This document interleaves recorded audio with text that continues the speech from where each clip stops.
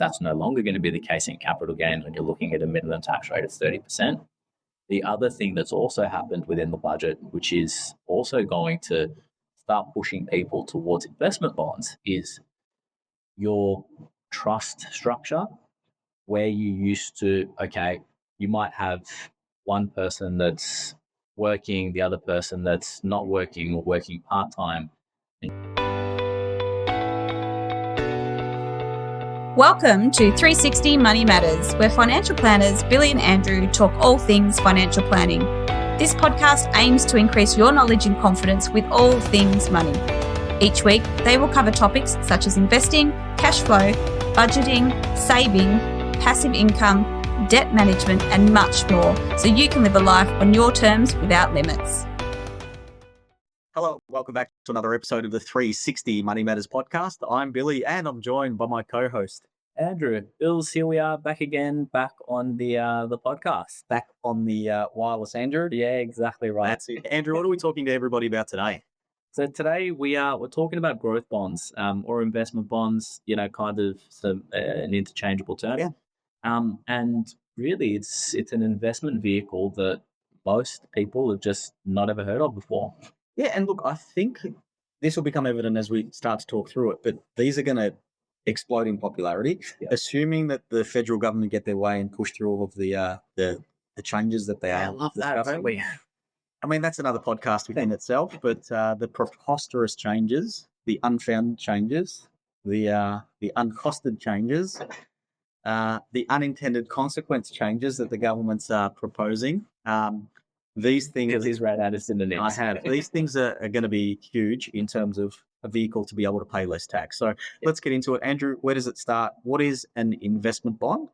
So look, an investment bond, and there's different products and they all vary slightly, but the general principle and the general rule stays the same.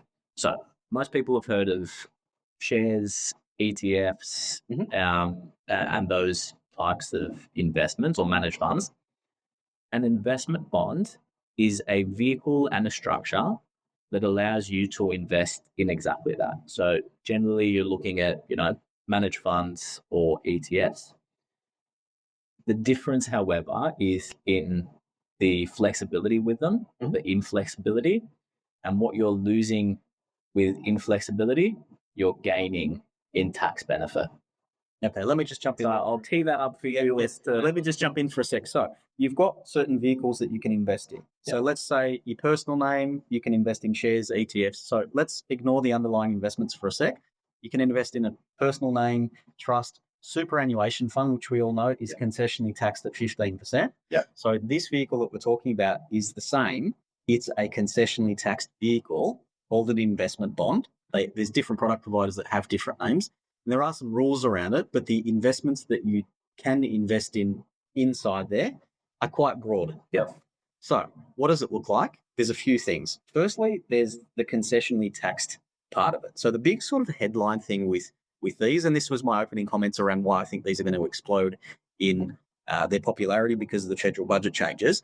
But basically, all of the tax that's paid that's associated with that investment is paid inside the investment itself. So it doesn't actually flow onto the individual. Yep. So at the moment, if you've got shares in a trust, pre the changes that the government's going to make, and then you take those in your personal name, it will push you up the tax brackets depending on how much you take out.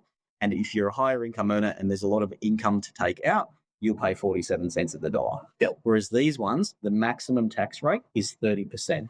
Now, a little bit nuanced.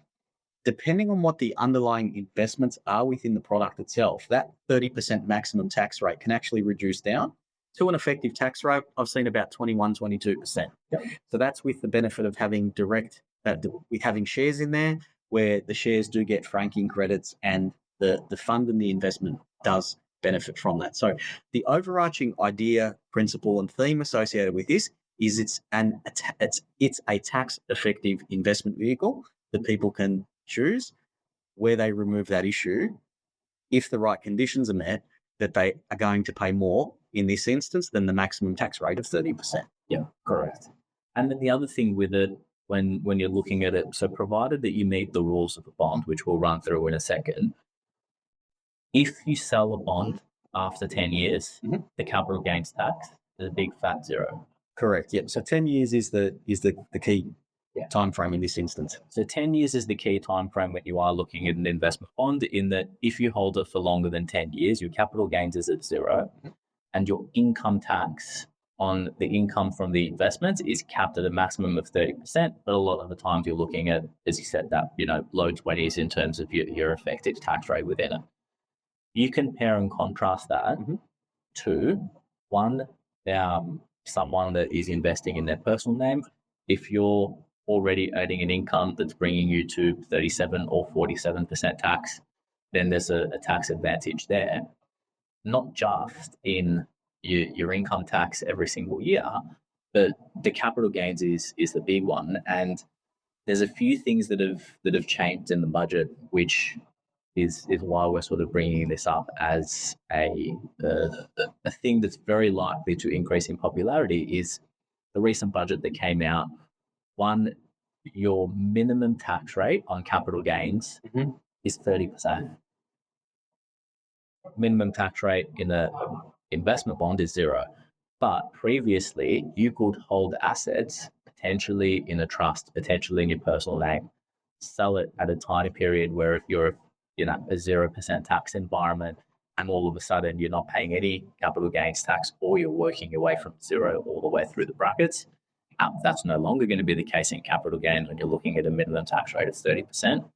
The other thing that's also happened within the budget, which is also going to start pushing people towards investment bonds, is your trust structure, where you used to, you might have one person that's working, the other person that's not working or working part-time, and you can distribute in your discretionary trust's profit to the person who has a lower income or isn't working, and they work their way through the tax brackets. They may be paying zero in income tax. Yep. Again, minimum tax rate with the proposed budget is 30%. So all of a sudden, you've now effectively brought your minimum tax for almost everything else to 30%. Whereas in an investment bond, your income tax is not at a minimum of 30%, but capped at 30% and effectively lower on income. And if you meet all of the rules, the tax on capital gains is at zero. So from a tax perspective, can be very, very beneficial. But Bills, what are some of the limitations with an investment? Yeah, look, some of the limitations, and we say this is a limitation, but I also want to counter that as well too, and say it's some of the benefits as well too. So the first thing that you mentioned there, other than the tax rate, was the 10-year time frame. Yeah. Now, in our world, I guess we argue that you shouldn't necessarily go into a particular type of investment unless you've got the time horizon that matches it. So if you're investing in something like this, I'd argue that it should be something that's longer term in nature. And we'll use a couple of examples and things later on. So if you really want to maximize the effectiveness of it, the minimum time frame that you should look at holding this type of investment is 10 years. Yeah. You can hold it longer. There's no issues from that perspective. So that could be seen as a downside. Yeah. That, I have to hold it for 10 years. But then on the flip side, I say that the longer that you hold an investment, the better off you are. You allow compounding to do its thing. It gives it more opportunity to grow, and the absolute return that you're going to have at the end of it is higher. So from one end, yes, 10 years as a negative, but also 10 years as a positive. However, in saying that, if you needed to access your money, you can get it out. It just mucks up the tax effectiveness of it. So it's not like you're locking it away and you can't touch it. You can always get your hands on money. It's just, it loses the tax effectiveness. So that's the first thing from that perspective. The second thing is as well too, is each and every year when you hit the bond anniversary, there's a calculation that's done that then sets how much money that you can put in. And I'll use an example in the following year. So you're limited to how much money you can put in each and every year after the first year. So as an example, and I'm going to use some really simple numbers here. Let's say in year one, somebody contributes $10,000 into the bond. Yeah. You hit your anniversary, so you've ticked over year one.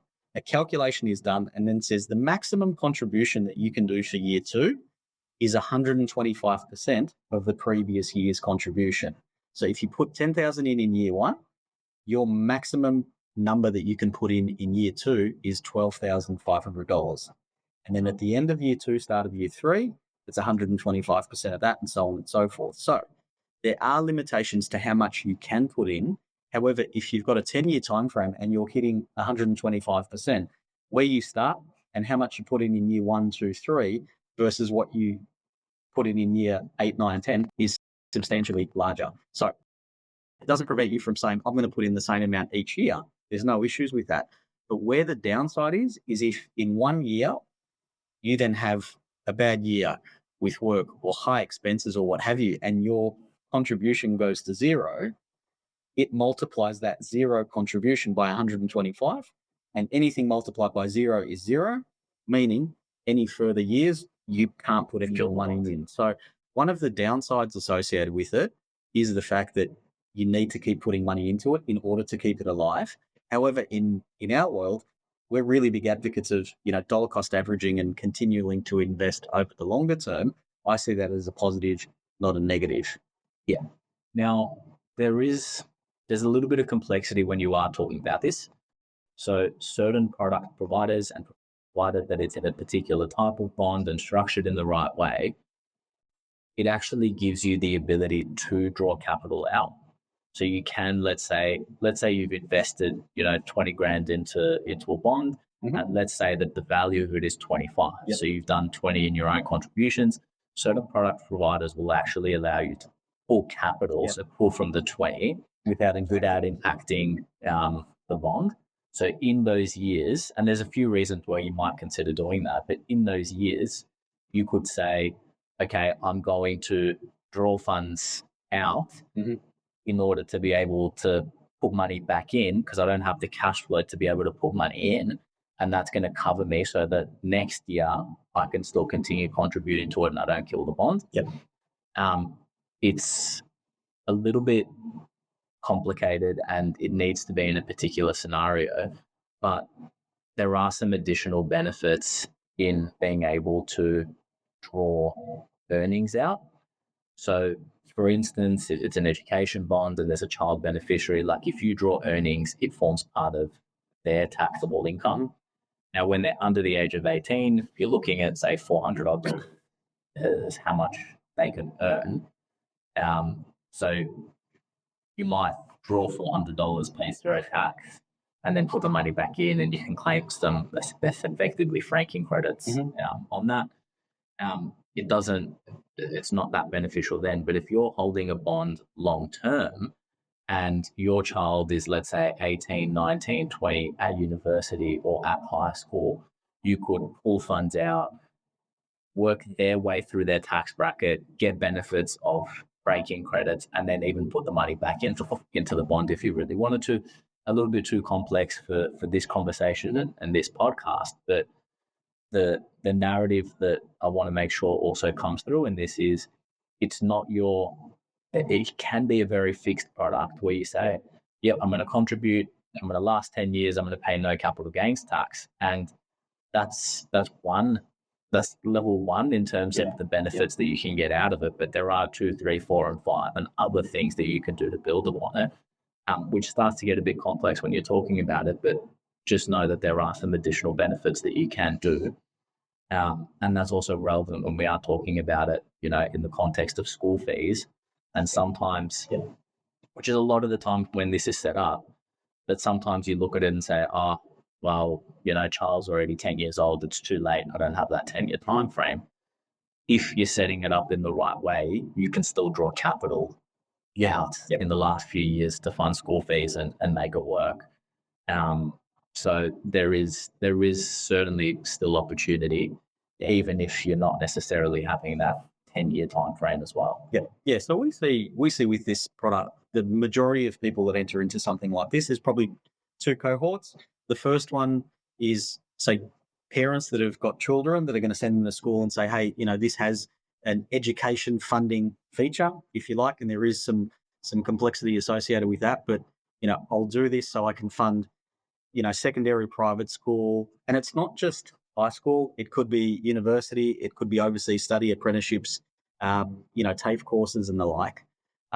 So it doesn't necessarily just stop there. So a lot of people that we see are doing it for education reasons, or the other way that we tend to see it in terms of higher income earners is looking at the tax rate and going, okay, outside of superannuation, this is the second best tax environment that I can get. And maybe I don't put in money into super that's going to be tied up for a long period of time. So I'm going to go with something else that I can access at any time if I ever needed to. However, my time frame is 10 years. So you might get somebody who is 45 and says, okay, I want to retire early, and that's say 55, but I don't have enough assets or resources to be able to fund from age 55 until 60 until I access superannuation. So what I'm going to do is I'm going to create this investment, and that's going to provide enough capital for me at year 10 to then cover me from age 55 to 60.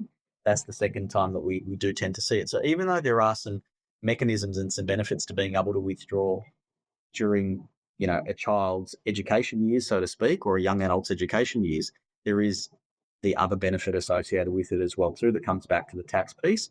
And when you do look at that and kind of look at everything combined and some of those disadvantages that we were talking about the features of a bond, actually start to look at these and go, actually, they're like a hidden weapon, because it sets your minimum time frame to invest. It sets your run rate of needing to contribute each and every time, and you can't necessarily stop because you kill it. And if you need to, you can access it. If you need to withdraw capital, you're doing that without penalty. Plus, if you've got children and they're a child beneficiary of the bond with the right product, you've got the benefit of being able to withdraw some income in their name tax-free. Yeah. And then the other thing as well is, you think about it just from a mentality perspective, and you say, okay, well, particularly for people that are younger and don't have the superannuation time frame, your biggest issue with super contributions is liquidity and being able to access the funds. Now, if you're talking to someone in their 30s or even 40s, and there's a 20-year time frame between being able to access funds, that's a relatively large issue or large risk. An education bond or an investment bond can sit in the middle ground where you say, okay, well, I've got my short-term bucket, which may be my regular, ETF or share investments or offset account. And then you go and say, okay, well, I've got my medium-term bucket, which is this product here in my investment bond that's given me sort of, a 10-year time frame. And then you go, okay, I've got my superannuation, which is my long-term bucket. And so you're covering yourself with a product that's suiting every need. And some of the other things that we'll do is say, okay, well, let's assume, or another way to think about it, outside of just your short, medium, and long-term buckets, is you say, okay, well, let's look at it from cash flow, right? Because cash flow is king. In listening to the podcast, we've spoken about cash flow endless times. And you say, okay, well, I've got, for argument's sake, $1,000, a week, a month, a fortnight, that I've got this amount on a regular basis to invest. Let's just say $1,000 a month. What you might do is say, okay, well, rather than choosing, do I go for tax benefit or do I go for flexibility, you just do both. Like you say, okay, well, I'm just going to do a split strategy, and I'll do $500 a month that goes towards an investment bond, and I do $500 a month that goes towards an investment. Now I've got flexibility in the investment, in that my income increases, I get a bonus, I get a windfall, and I can drop larger lump sums in or decrease contributions. And then you've got your floor that's set with your investment bond that's nothing less than $500 a month is what I'm going to invest. And so this is the floor that's set there. Yeah. Andrew, a fair bit in that. Yeah. There is a lot of gold in that. And like I said at the start, I think it's a product and it's a strategy that's going to take going to get a lot of attention now that the government is deciding to take more tax from us. So look, I think for everybody, if you like what you heard, reach out to Andrew and myself. Details are in the show notes. We'd love to talk in detail about this, whether it's a right solution for you and your circumstances. Andrew, as always, thanks for today. Jules, thanks again for another great podcast, and hopefully our viewers and our listeners got some value out of that one. If you did, feel free to reach out, as Billy said, to either one or to either one of us. Details in the show notes, and please like, subscribe, and we'll see you on the next podcast. Thanks. Welcome to 360 Money Matters, where financial planners Billy and Andrew talk all things financial planning. This podcast aims to increase your knowledge and confidence with all things money. Each week, they will cover topics such as investing, cash flow, budgeting, saving, passive income, debt management, and much more, so you can live a life on your terms without limits.